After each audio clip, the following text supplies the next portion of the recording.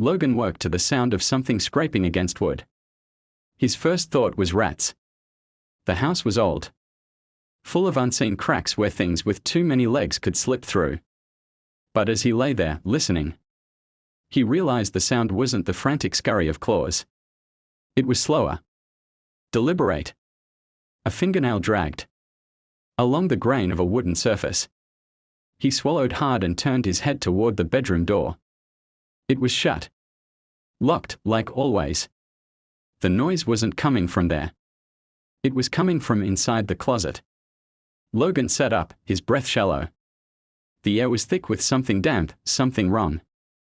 A deep, cloying scent of earth turned sour.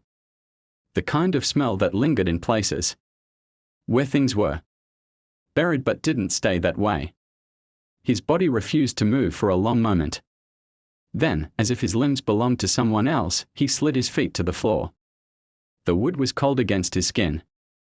The noise continued, a slow, deliberate scratch against the closet door. He forced himself to stand. The handle was old brass, dull with age.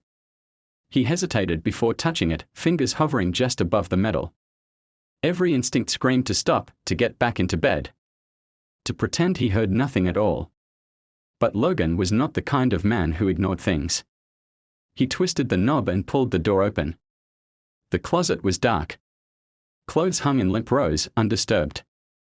The air inside was thick, stale, untouched. Empty. Except for the second door. It was impossible. His closet had never had another door inside it. But there it was, tall, narrow, its wood warped with age. No handle, just a keyhole set too low. Like it was meant for someone much smaller than him. Logan's breath shuddered out of him. He felt the weight of something pressing against the other side. Something patient. Watching. Waiting. Then the scratching started again. But this time, it wasn't inside the closet. It was behind him. The bedroom door. The lock clicked. Logan turned slowly. The door creaked open an inch. A hand, his hand, slid through the gap. His own fingers, reaching.